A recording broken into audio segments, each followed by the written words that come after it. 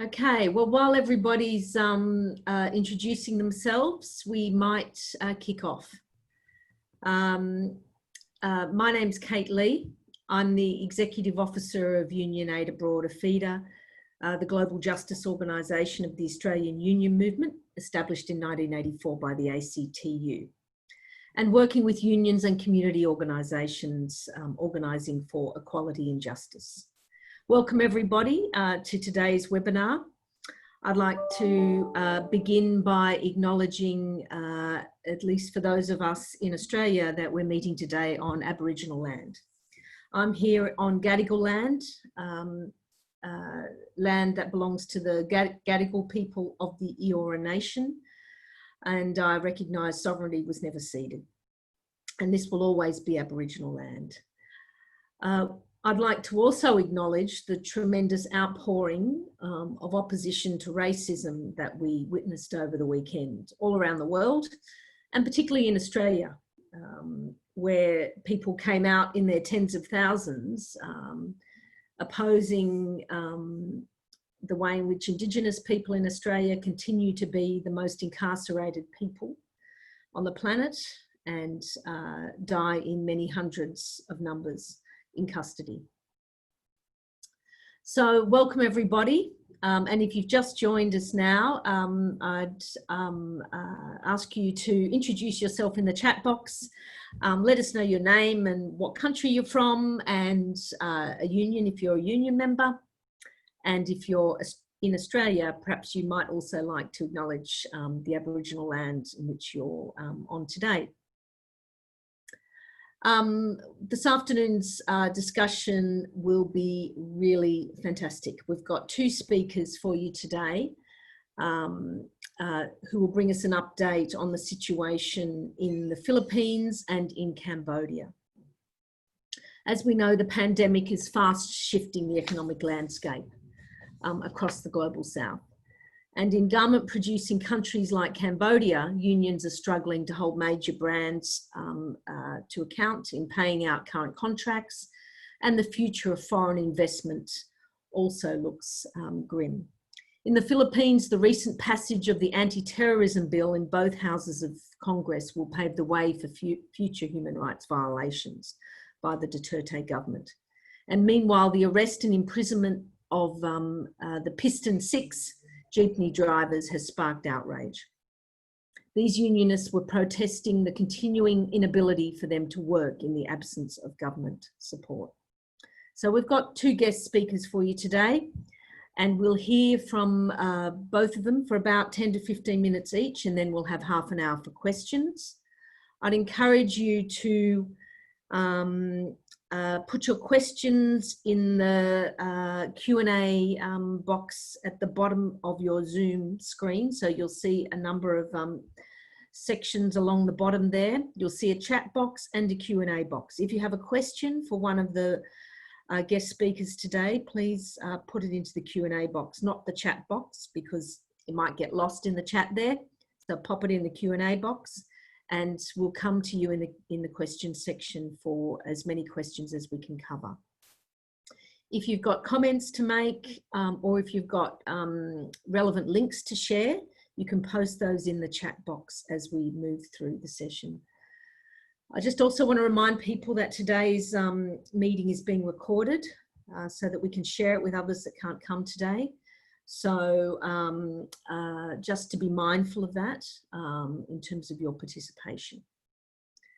So first of all, I'd like to introduce and welcome Thorn, who is the president of the Cambodian Labor Confederation, which is an independent and democratic union in Cambodia with more than 110,000 members across a range of industries, including the garment sector, one of Cambodia's biggest manufacturing sectors.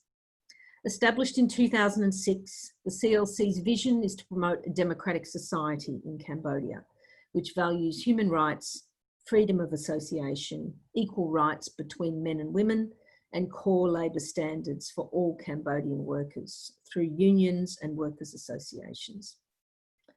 I'm really pleased to have Thorn with us today.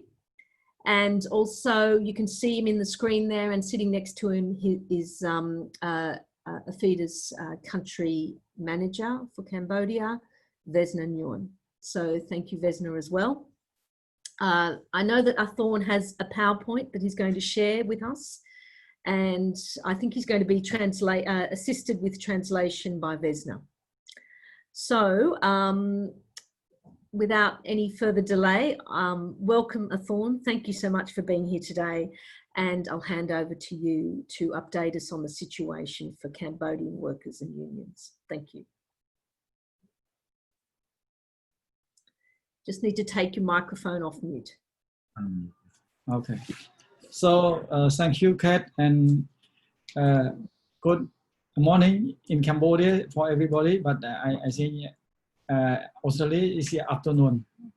Now, I would like to say all of you are invited me to join this very important conference through online to explain more about the Cambodia during the COVID-19 situation. But because of I want to speak in deeply what I want to raise, so I ask my colleague Vesna help me to translate for this meeting. So the first of all, I want to introduce a bit about my organization. I'm the president of the Cambodian Labor Confederation. I work more than 10 years on that to struggle as Kat explained.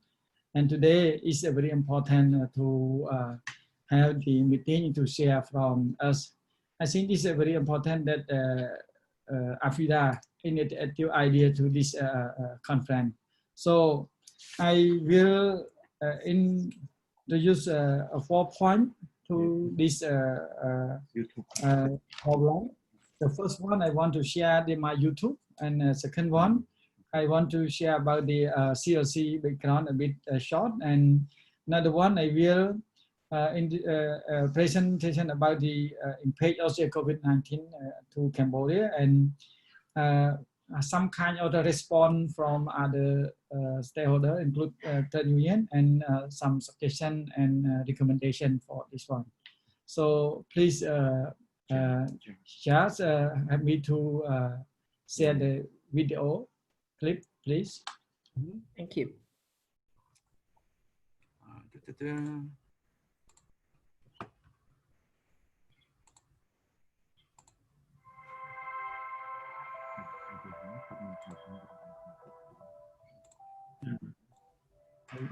Garment industry is very important for Cambodia because there are around million jobs are created by this sector. The COVID-19 is a bad effect to this sector because we not have enough raw material from China. We also have got some friends, they no more order from Cambodia. ចំពោះរូបខ្ញុំផ្ទាល់នាងខ្ញុំសូមជម្រាបទៅខាង Western Brand ថានៅក្នុងប្រទេសកម្ពុជាយើងជាប្រទេសមួយតូចហើយទុនខ្សោយនិងកំពុងតែអភិវឌ្ឍជាពិសេសនៅក្នុងកលៈទេសៈនៃជំងឺ Covid នេះរោងចក្រមួយចំនួនមានការផ្ជួនិងមួយចំនួនធំទៀតមានការបិទទ្វារដូច្នេះកម្មករនយោជិតបាត់បង់ការងារធ្វើច្រើនអ្នកអត់មានការងារធ្វើច្រើនខ្វះប្រាក់ចំណូល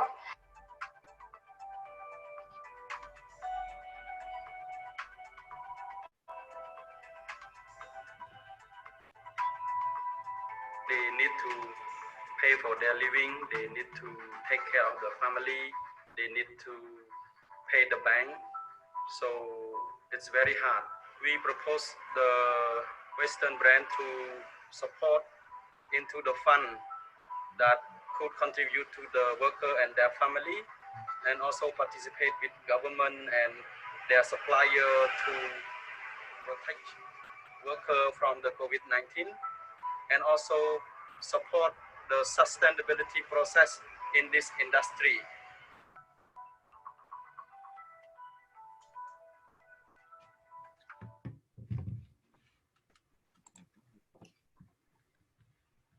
Okay, thank you just please also show up our slide. I will introduce through the slide, easy to everybody follow me.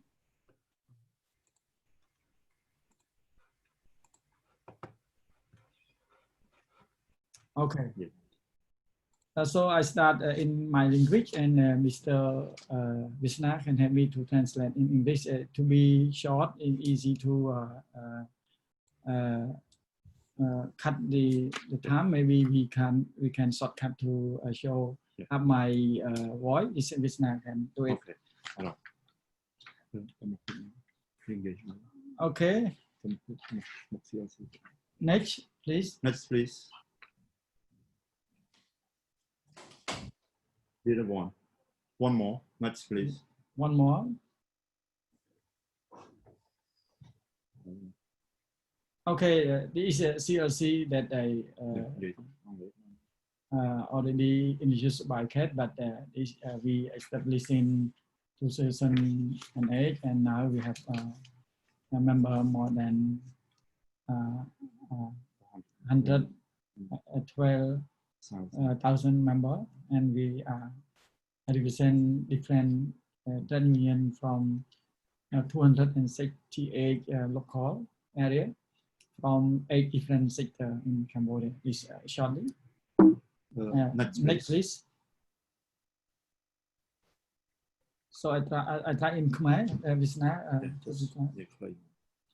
Okay,ចំណុចពាក់ព័ន្ធនឹង impact of COVID អញ្ចឹងគឺពាក់ព័ន្ធទៅនឹងគឺចាប់ផ្ដើមនៅកម្ពុជាយើងគឺចាប់ពីខែមករាហើយឥឡូវនេះគឺដល់ពេលនេះគឺអ្នកជំងឺប្រហែលជា126អ្នកបានជាប់នោះឥឡូវនេះគឺថាបានជាសះស្បើយហើយបញ្ហានេះគឺមានការហាមឃាត់មួយចំនួននៅកន្លែងទីប្រជុំជនឬក៏នេះជាច្រើនណាស់ហើយប្រទេសកំពុងតែដាក់នៅក្នុងប្រទេសយើងក៏នៅក្នុងអំឡុងពេលនេះបានបង្កើតច្បាប់ក្នុងគ្រាអាសន្នមួយដែរ Yes, the COVID in Cambodia was discovered first in late January, and up until now, the 126 people has been infected, and almost all of them has recovered by now.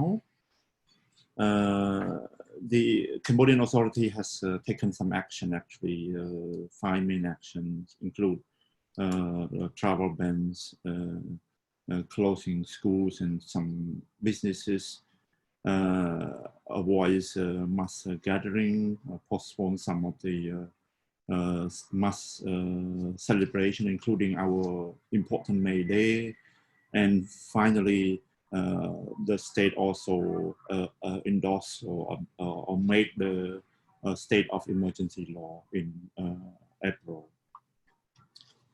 Okay, ការរដ្ឋបាលនេះក៏ Next please, yeah. Okay, this one.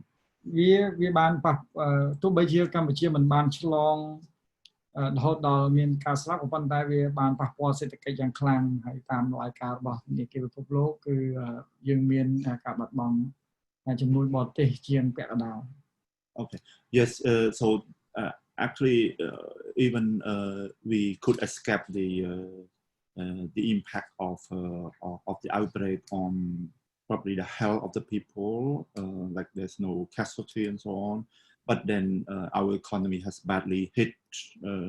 So the main sectors, tourism, construction, and the export sector has been badly affected. And importantly, the foreign direct investment has been declined by 50%. That's according to the recent World Bank report. Next, please. Next, please. យើងឃើញថាកំណើន GDP នៃប្រទេសកម្ពុជាមានការថយចុះពី7មកដល់ 0.1 ទៅ 2.9%នេះបើតាមធនាគារពិភពលោកហើយការងារបាត់នៅក្នុងរង្វង់ 1.76 លាននាក់មកពីវិស័យផ្សេងៗគ្នាដោយសារវិបត្តិនេះ So the economy is hurt badly, but it is more important for us is also it causes a lot of unemployment for our workers, and that is you know, the growth last year, 7.1 GDP growth is now projected to be negative in between -1 to -2.9, and 1.7 million jobs are currently under threat. And then that's again the recent data from the bank we received. យើងឃើញស្ថានភាពបានប៉ះពាល់ទៅដល់ការងារជាច្រើនដល់កម្មកររបស់យើងគឺយើងឃើញប៉ះពាល់ទៅដល់ស្ត្រីវ័យក្មេងនិងកម្មករក្រៅប្រព័ន្ធជាច្រើនហើយរួមទាំងបង្កើនឡើងនេះឆ្លៃបង្កើនឡើងនៅដូចថាវិវាទការងារនិងការបញ្ឈប់ការងារជាច្រើន Yeah, and it's young women from rural area and the worker in the informal economy are among the majority of those who have been affected. Secondly, it has been difficult, very difficult for trade union for the since the end of the year, and that include it's difficult to undertake the basic trade union activities, including training, organizing, and negotiation. Difficult and uncooperative employers and government attitudes, and this is also resulted in a significantly increased number of cases and dismissal on the ground. And then finally, it's also difficult to mobilize workers because of the social distancing and other government prevention. It's also difficult to mobilize them to join in the trade union activities. Next, please. Just next, please. ហើយយើងក៏ឃើញមានការឆ្លើយតបពីខាងរដ្ឋាភិបាលមួយចំនួនដែរហើយនៅក្នុងនោះគឺយើងឃើញថាមានការរៀបចំបញ្ជីនៃជនក្រីក្រដែលត្រូវផ្ដល់ឲ្យដោយខាងរដ្ឋាភិបាលតាមរយៈសន្តិសុខសង្គមមានការលើកលែងពន្ធទៅលើនយោជកមួយចំនួនហើយកម្មវិធីបណ្ដុះបណ្ដាលជំនាញខ្លីនេះគឺទៅដល់កម្មករក៏ដូចជាមានការចាប់ផ្ដើមឧបត្ថម្ភប្រាក់ហ្នឹងសម្រាប់កម្មករកាត់ដេរនិងទេសចរ$70ដែលក្នុងនោះនយោជក40នយោជក30ហើយនឹងរដ្ឋាភិបាល Yeah, from the government side, there are some measures to support those who have been affected by the health crisis. Even the actual delivery of the commitment is much smaller than what they committed, the government committed earlier, and a lot of support, more support has been given to the employer sides. There's four main support.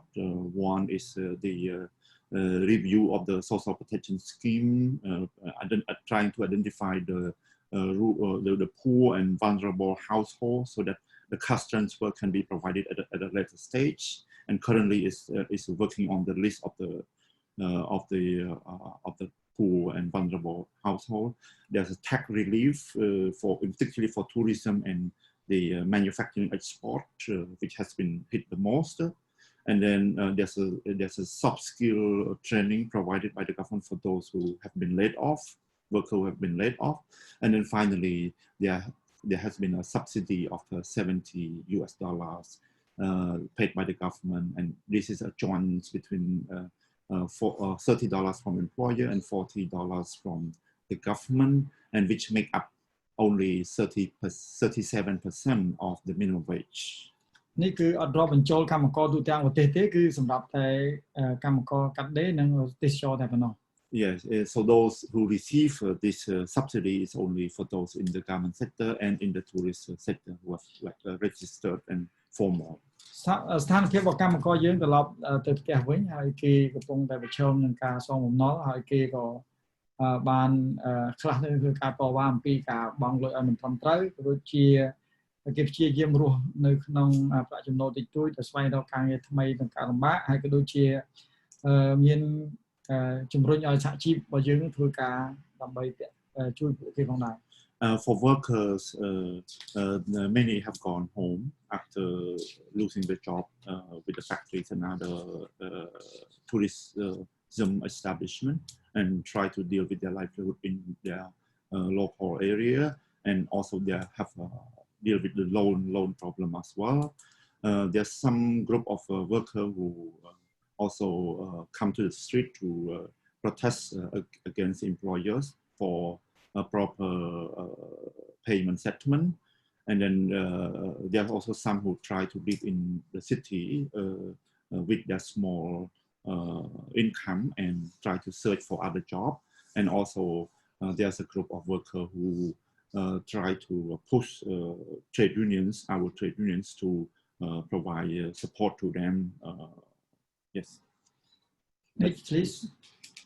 សហជីពបានធ្វើការសំណើទៅនយោជកនិងរដ្ឋាភិបាលដើម្បីឲ្យជួយដល់កម្មករបន្ថែមទៀតហើយក៏ដូចជាសហជីពបានចូលរួមយន្តការអន្តរជាតិដើម្បីជំរុញឲ្យអ្នកបញ្ជាទិញជួយដោះស្រាយបញ្ហាវិបត្តិនេះដូចជាការជួយដល់លុយហើយនិងព្យាយាមដំណើរការជាធម្មតាព្យាយាមដំណើរការជាធម្មតាតាមប្រព័ន្ធអេឡិចត្រូនិកដើម្បីទំនាក់ទំនងសមាជិកដើម្បីបរិងសមាជិករបស់យើងក្នុងពេល For trade unions, we got together and make a joint statement to the government to provide a broader support to workers who have been affected because the current support is so small and only confined to a small group of workers affected. And secondly, our unions also try to join in the international platforms, and so we try to get support from brands and international community to support workers who have been affected. And finally, the trade union also try to keep or maintain the basic trade union functions and trying to use the online means to keep in touch with the local unions and local members, and also with the stakeholders for lobby and advocacy. Next, please. យើងឃើញមានការជួយខ្លះពីខាងអ្នកបញ្ជាទិញបង្ហាញចំហថាតើនឹងចង់ជួយស្ថានភាពប៉ុន្តែមិនច្បាស់លាស់ហើយសហជីពយើងក៏នឹងសកម្មជនជាច្រើននៅតែមានការធ្វើទុកបុកម្នេញពីខាងនយោជកនៅក្នុងស្ថានភាពលំបាកនេះ For brands and suppliers, their suppliers, first there has been only like verbal indication of support, but the support itself is not concrete, it's not significant, it's not present yet. And secondly, we also have like a problem with the cases on the ground for our activists and union leaders on the ground who have been targeted or affected by the contract and suspending arrangement out there. Next, please. នៅក្នុងស្ថានភាពនេះសហជីពបានសំណើជាក់លាក់3ចំណុចនៅក្នុងនោះគឺថាទី1គឺយើងចង់ឲ្យសហគមន៍អន្តរជាតិអ្នកដែលចូលរួមទាំងអស់សហជីពនិងអង្គការពាក់ព័ន្ធជំរុញឲ្យអ្នកបញ្ជាទិញនេះគឺថាបង្ហាញតម្លាភាពរបស់ខ្លួននៅក្នុងការបញ្ជាទិញឲ្យទៅថ្ងៃអនាគតដូចជាបច្ចុប្បន្នហើយនឹងការផ្ដល់ជំនួយហិរញ្ញវត្ថុដើម្បីជួយដល់កម្មករក៏ដូចជាការពិភាក្សាក្នុងការរួមចំណែកដើម្បីធ្វើឲ្យមាននិរន្តរភាពនៅវិស័យនេះរយៈពេលវែងនៅក្នុងកម្ពុជារបស់យើង There's 3 suggestions put forward from us for the international communities and in particular here. For the government and export sector, we want you to support us as well in our push to the international brands to do 3 things. One is to be transparent with their order now and in the future. Second, to provide financial and other kind of support to workers who have worked for them for a long time and who have lost the job for now. And finally, to engage with us and other stakeholders to develop a more resilient and stable industry.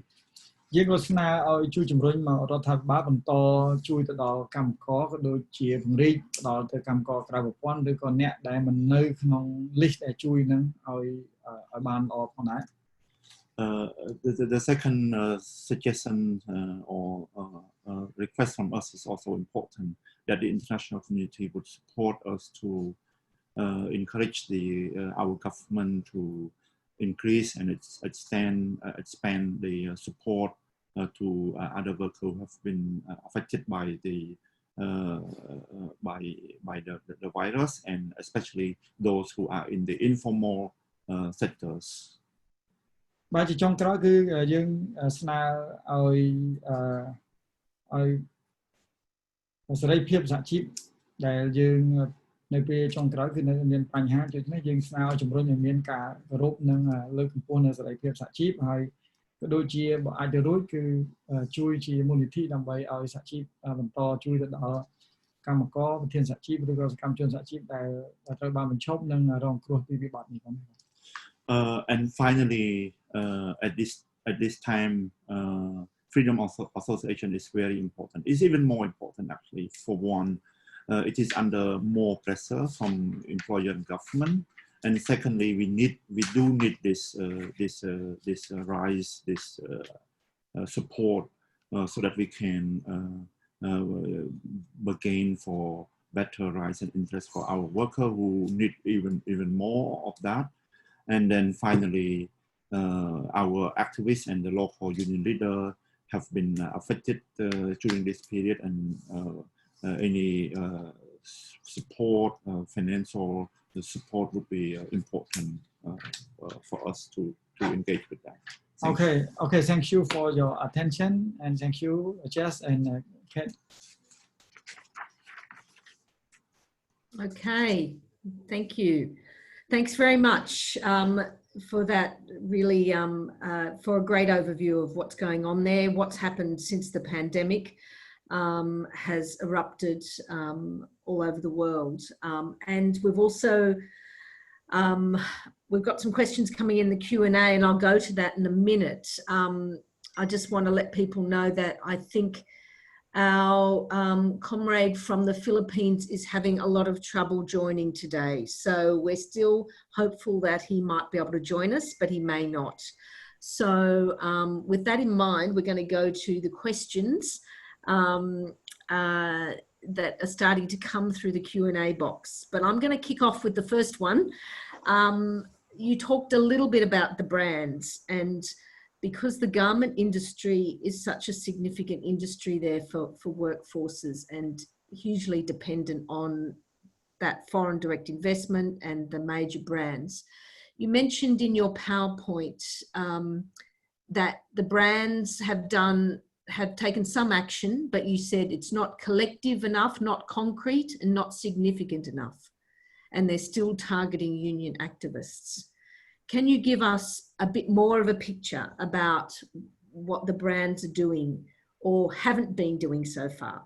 I understand they have now finally paid out the current contracts. I'm not sure if that's correct. Maybe you can tell us, but they haven't committed to future contracts yet. And of course, it's those future contracts which are going to provide employment for the many people in the garment industry. So can you give us a bit more information about what the brands are doing, what they haven't done, and what they have done so far? Thank you. Okay. Okay, so far we have discussed among the brand sourcing from Cambodia.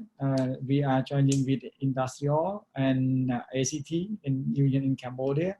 Some brands they show up, they are willing to help, but they don't any specific provide to us.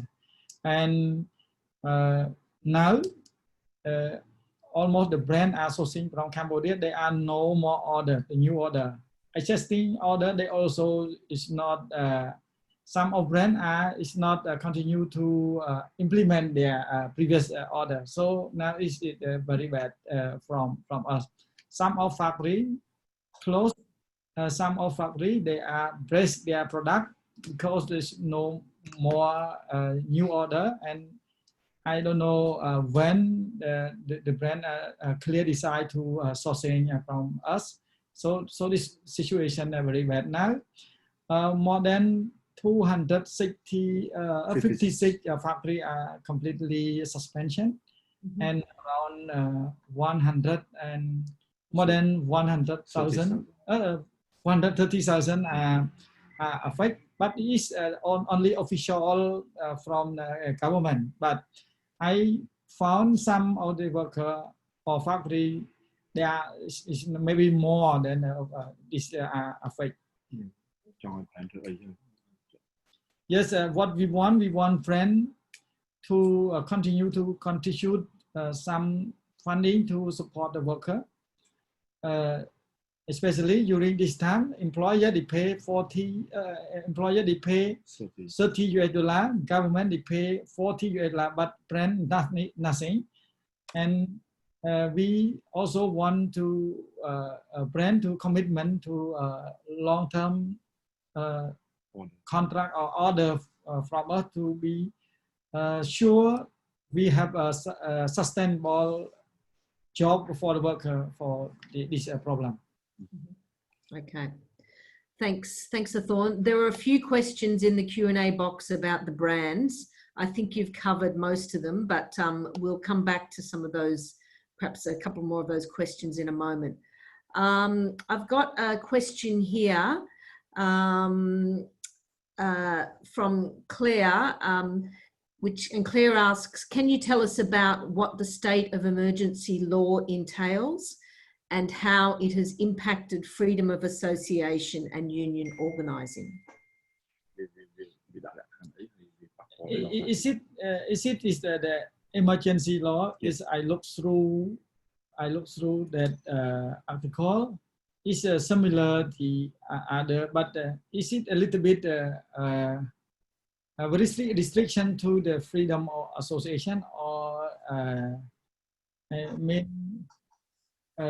right or the some of the worker or people are under the ban is the state under emergency state implemented, but now it's not yet start. It's just adopt, but it's not yet announced for the Cambodia. Okay, so the law has been announced. It hasn't been enacted yet. But what do you expect are the impacts for unions and workers organising?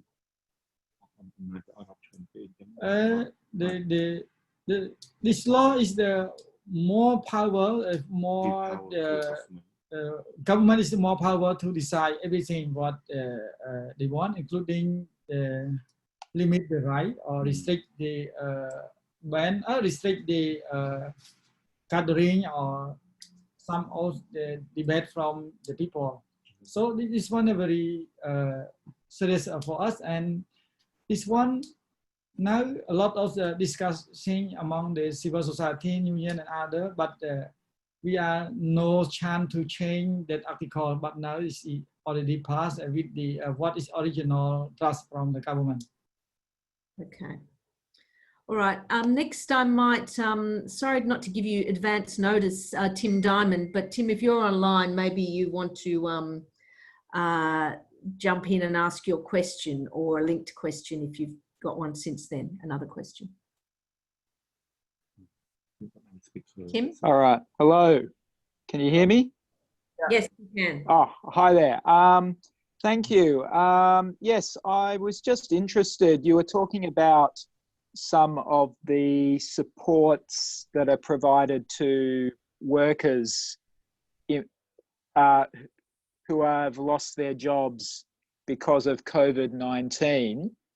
But I was just wondering what sort of support for unemployed workers there is generally in Cambodia, as in normal times, whether there's any support for the unemployed.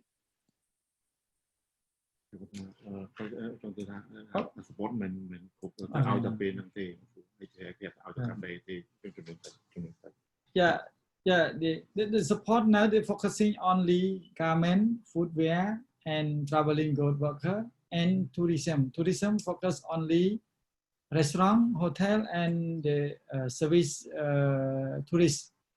Other is not include. Other sector, including the different sector, is not include. And this one is not the limit the time. It start from the government plan to start from the April, but just implement this month, and the amount now is just most worker who are under the list of the got it, just get around $20 per each now.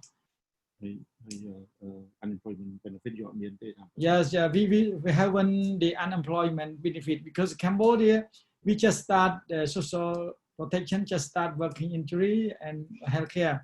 About the unemployment and pension is not yet implemented. This measure just implement only the who are under the list and target during the COVID-19. Okay, thanks. Greg, if you're there, Greg Robertson, you had a question about the unionisation rates in the garment industry. Do you want to jump in there, Greg? Okay. I'm interested to know, before the pandemic hit, so before this year, what proportion or percentage of garment industry workers in Cambodia were members of unions?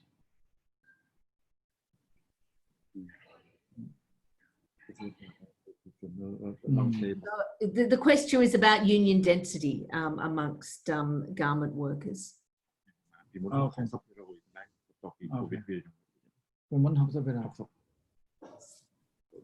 Is in Cambodia only garment sector have more unionists.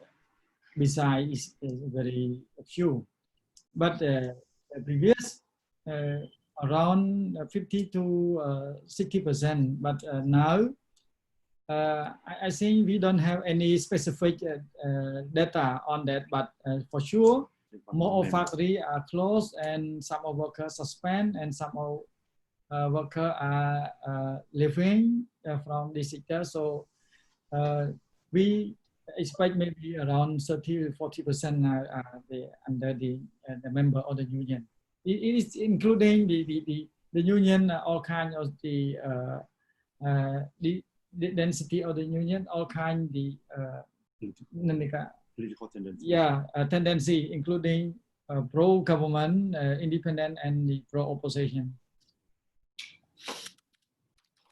Okay, great. So 50 to 60% before the pandemic, and now you estimate, you're not sure, but about 30 to 40%. Yeah, okay. There is another question here about, perhaps you could explain a bit more about how you're working together with other unions during this time of the pandemic. Is there a stronger collaboration? You know, as we know, in the past, there have been times when the Cambodian union movement has been quite divided. So are we seeing some new attempts to work collaboratively in the context of the pandemic? Okay, it's very important for the our work experience when we try to demand for wage or demand for the right of the worker. It's a little bit difficult to work together, but some of the planning women issue or the some of social protection is we are a little bit close to work. But for this time, I saw only the independent union are more active on the request to the government and demand for brand and try to work to include the trained worker to protect from the COVID-19.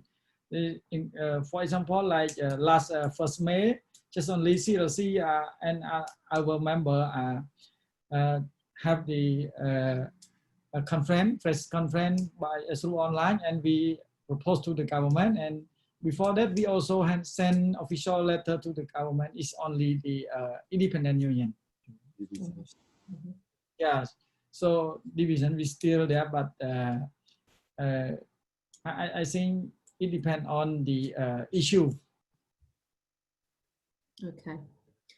All right, we've got another question here about the official infection rates figures, the official figures from the government about the infection rates that you put up right at the start there. you know, does the union think that they're credible? Do you think the infection rates are actually higher than the official rates? What's your thoughts on that? I think it is official 126 who are infection is now all of them are recovered, but last week and this today have another some new one or two new infection. But we are concerned, also concerned about that. We don't working deeply to that issue. We just got data or the statistic from government. We also concerned about that because we heard about the some rumor, but it's not really. Some of them are travel to outside, but it's one research by government. So in fact, we are. It's not any figure beside that the government show up.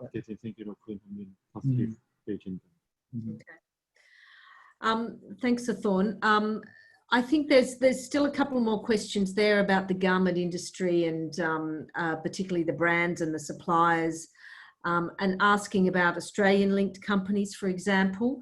I've noticed it in the chat box. Emma has put a tool which people can look up what companies are operating in which countries in the region, and you can also select, you know, different industries. So it looks like from, if people want to click on that tool, you can have a look yourself.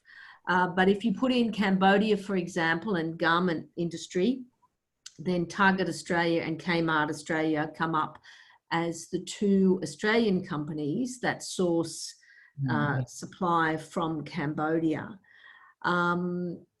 So that's probably worthy of our investigation in Australia to see how compliant they've been with the demands of the Cambodian trade union movement. And I think a number of us would be keen to see if they have been cooperating and how collaborative they've been. But if you've got any specific information on those Australian companies, then please, you know, share it with us at some point, Thorn. We'd be interested to know. Okay, so far we have worked with some brands from US, from EU and other, including Australia, Kmart. And we have experience with that. We have some case work with them, but it's not really good response to us. Some of the cases are still going on. But now in this COVID-19 crisis, we also want Kmart in Australia to share us the transparency, their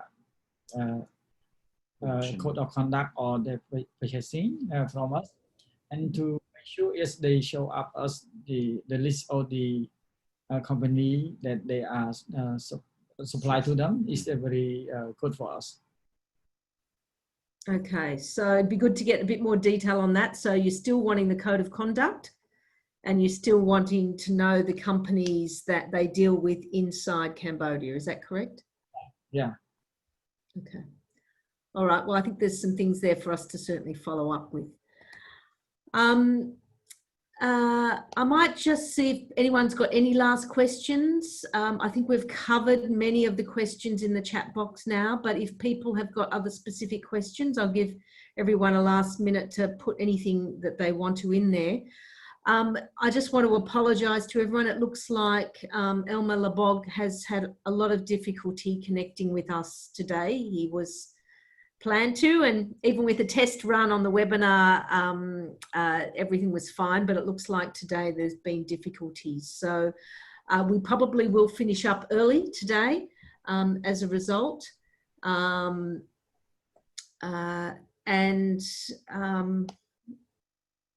just had a message. Yes, I've had a message from Elma just come through now, and they're having difficulties with internet today because there's a very significant rainstorm happening where he is, and that's interfering. We had, as he said, we had a good trial yesterday and it was fine. and he wants to apologise to all of his friends in Australia. I might just, before we finish up, I might just recap on a few things in relation to the Philippines. A number of you were involved in the tour that we helped support earlier in February of the KMU, of Elmar and the KMU's international officer. And that was with the support of the Australian Manufacturing Union and Philippines Australian Union links as well. And, you know, it was successful because we also managed to, apart from visiting a number of states and territories and meeting with activists all around the country and unions, in Senate estimates, a number of questions were asked of the Australian government about its cooperation with the Philippines. Questions that were put on notice and that DFAT is in the process of responding to when Parliament is more able to resume fully. As part of this tour, the Australian Embassy in Manila also agreed to set up a regular communication with the KMU in order to better understand the trade union repressions in the Philippines and to assist in relation to trade union violations. So there were a couple of the things that came out of that tour in February. Perhaps Emma might also put in the chat box, there's a very, unfortunately, the ILO had planned a trip to the Philippines in May, and that's been postponed for a year. However, a UN body last week released a new report verifying all of those trade union repressions and violations, as well as other human rights violations in the Philippines, in a new report from the UN. And I think people may have heard that last week a new anti-terrorism, so-called anti-terror law has been introduced and will pass by the Philippines Congress and is awaiting approval from the President, which I think if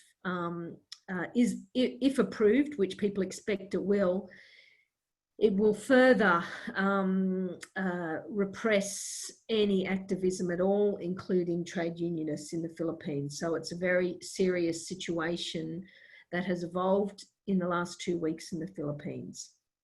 So hopefully maybe we'll be able to set up a future meeting or record a message that we can share on social media from the KMU, but unfortunately today we weren't able to have them join us to give a direct update. So my apologies to everybody for that. Many thanks again, Thorn, for that update, and to Vesna for your assistance. And I think there's certainly some things there that we'd like to follow up and asked activists and unions in Australia to assist with in following up both Australian brands as well as the Cambodian Embassy here in Australia about some of the things which you identified in your presentation, not least its failure to, the government's failure to contribute, make the $40 per worker per month contribution for the suspended workers in the garment industry, as well as the lack of support from the government to other sectors. So thank you to everybody for joining us today. Thank you for our guest speaker. And thanks for taking the time in what is a really pressured time for all trade unionists around the world, seeking to win gains for members and for workers generally around employment and safety at work in the midst of the pandemic. So thanks everybody again, we will, before we go, my fault, I almost forgot Jared. Jared's going to, I think, launch a short poll. If you've got a moment to stay online and fill in that poll about future topics that you'd like to see in webinars from a feeder, please take a moment, or email us at office@afeeder.org.au and make your own suggestions if your interest areas aren't listed there. We'd love to hear from you and also get your thoughts about future webinars. Thanks very much, everybody, and have a good afternoon. Thanks.